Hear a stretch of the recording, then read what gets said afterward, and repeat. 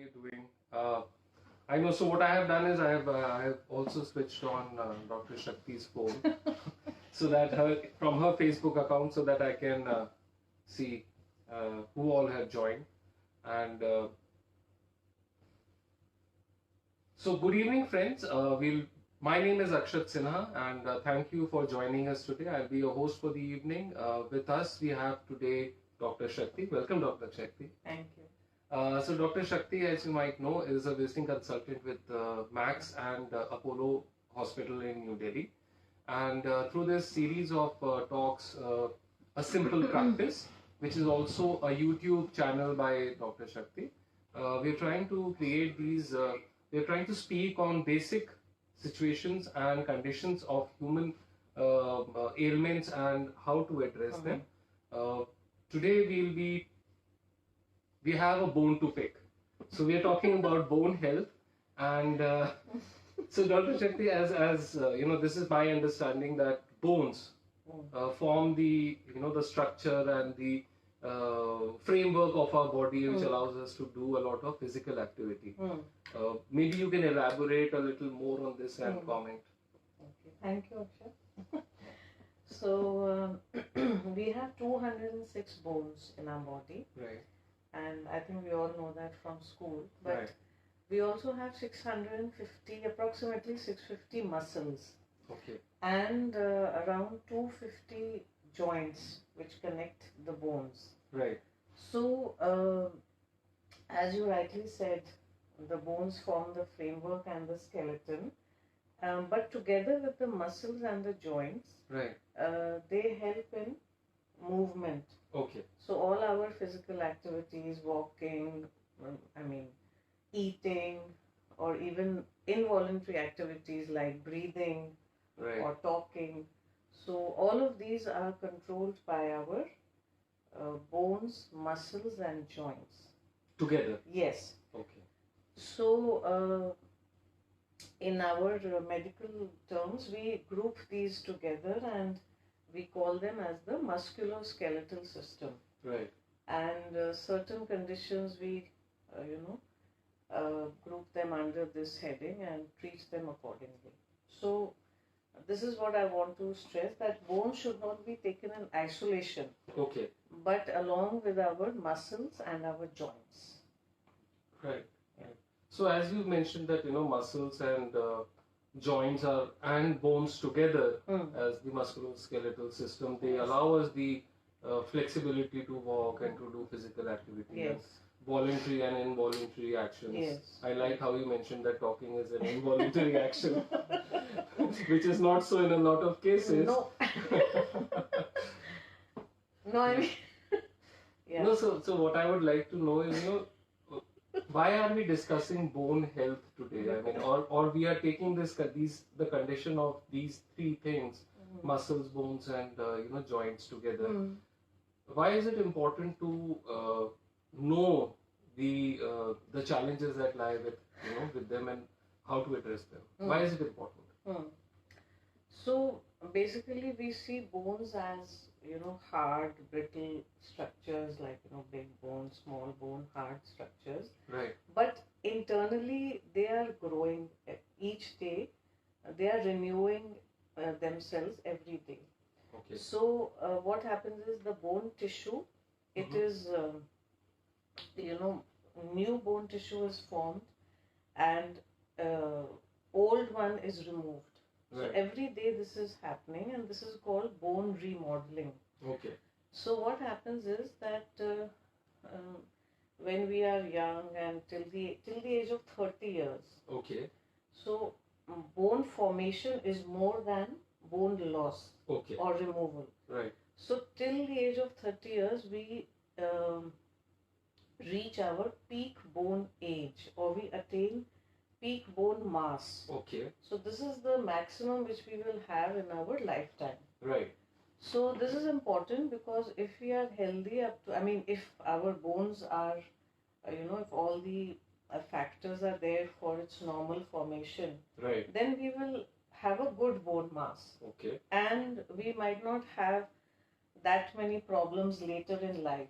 Right. Because after the age of 30, then what happens is that the loss, that is bone loss or withdrawal, is more than the formation. Okay. So each year we lose more than we form. Right. So in a year, actually, it's a fact that 20% of our skeleton is replaced each year. Wow. Yeah. But after 30 years of age, Right. Loss is more than gain. Right. Yeah. So, like as you mentioned that till about the 30 years of age, we generally, because the generation is more than the loss, we kind of attain the optimum bone mass. Yes. Right. Yes. And beyond that, either it is maintained or there is more loss than the generation. Yes. Right. So, and this whole thing about generation and loss reminds me of ship of Theseus. How probably in 5 years our entire skeletal system has changed. Yes. Right. We are new bodies also. Yes. So there is constant repair and regeneration. Right.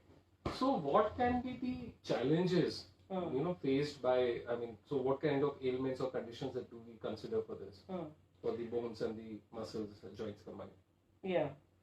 So any or all of them can be affected. Okay. So sometimes, many times we have acute injuries like sportsmen have, or after a fall. Right. So of course those should be addressed by an orthopedician, and you should go to the doctor immediately. Right.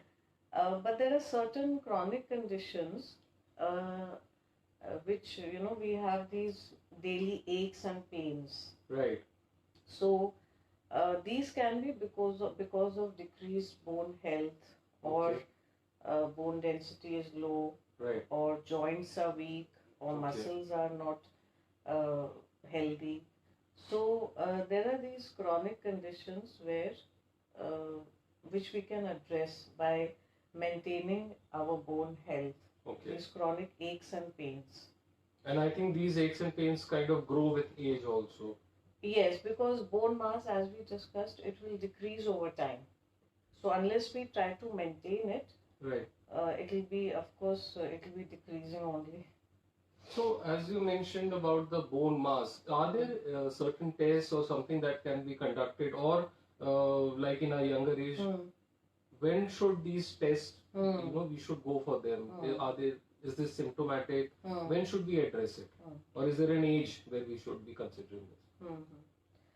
So if you have a good, normal, healthy diet and your activity is normal, right, and if you still feel that you have some persistent aches and pains, for example back pain, okay, we all have some soreness in the muscles if we do a lot of nowadays we are doing housework, heavy housework.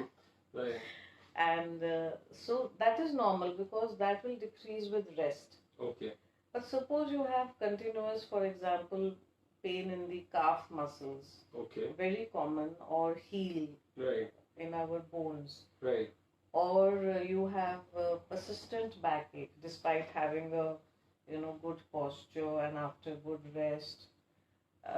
So you should get calcium and vitamin D levels in the blood checked. okay, Yes, we can do the check and then prescribe the medication or advise you to go for extra calcium in the diet. right, And but for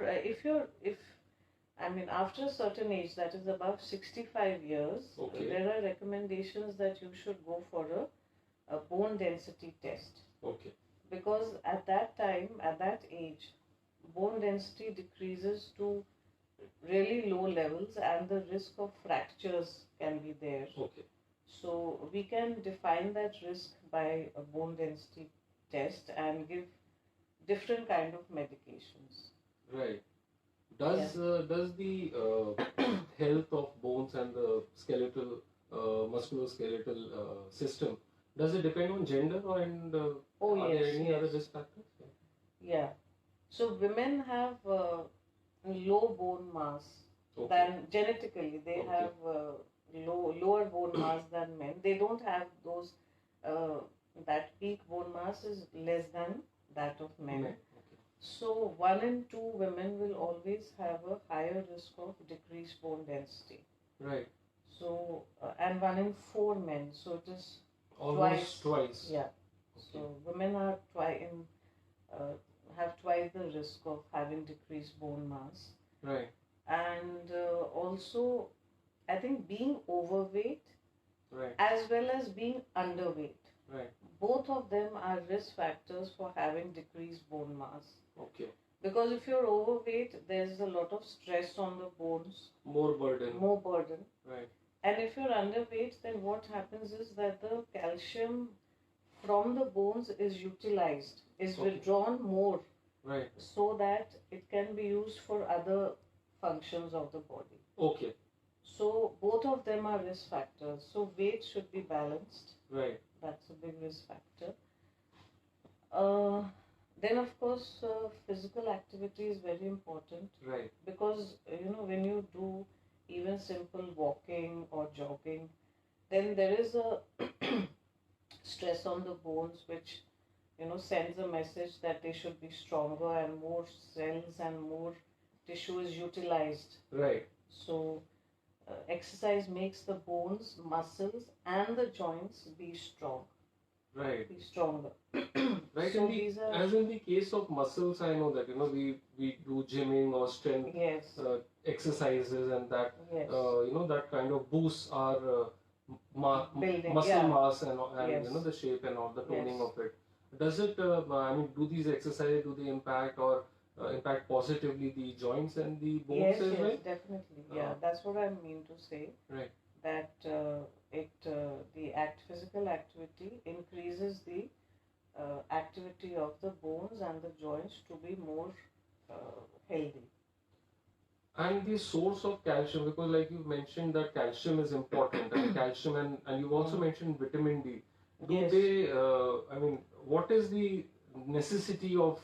How do they help the bone formation? What is the importance of calcium and vitamin D? Yeah.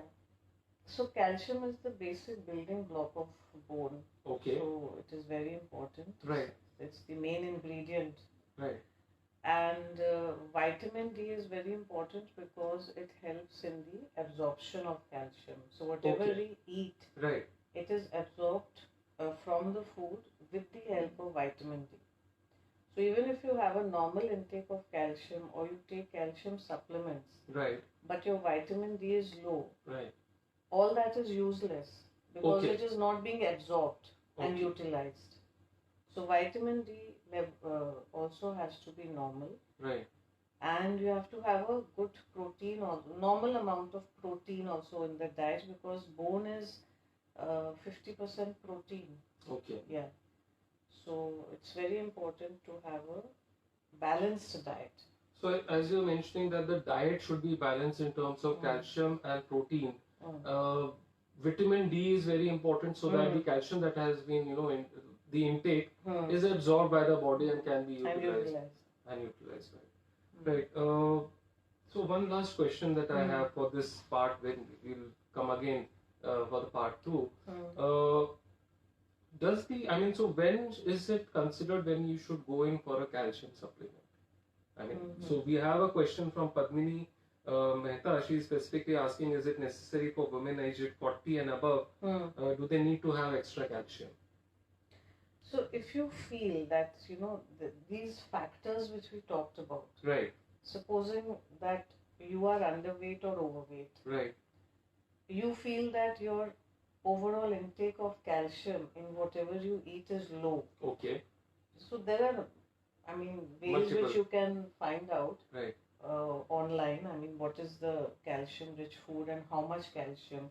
So a normal adult needs about 1,000 milligrams of calcium. Okay. Per day. Right. So if you think that you can get that much amount of calcium from your diet, right? You know your diet, right? Then weight, okay, plus your physical activity. If right. you think that you're able to do, let's say, like we discussed for diabetes, right. half an hour, 30 per minutes, day. 5 times, in, a week is also good enough. So if these 3 things are there, right, you but you still feel that you have some, muscle pain, or you're feeling tired by the end of the day, you have some tingling or muscle cramps, Okay. so you can go for the tests. So you should first have a Yeah. test done. Yes, Blood test. blood test. Okay. If you know and if you see that your calcium is low, then you will definitely know that this is what is wrong. Okay. So it is always best to go for a blood test and Right. then take the supplement. So in the blood test, we should get the calcium and the vitamin D levels checked. Yes. And in case there is a need, then under medical supervision, we should go for supplements. Supplements. Yeah. Thank you very much, Dr. Shakti, and thank you to all the listeners. We'll be putting up the video will be available for viewing for a larger audience on our YouTube channel, A Simple Practice. I have also, yes, I also, like Dr. Shakti is mentioning, in conversation with Akshat Sinha is another YouTube channel that I am running, and I'll be posting this video there. Thanks to everyone, and thanks to Dr. Shakti for taking the time out and to do this series with us. And we'll be back with the second part where we'll be addressing, I think, the sources, calcium and vitamin D in more detail. Thank you so much. Thank you. Stay safe.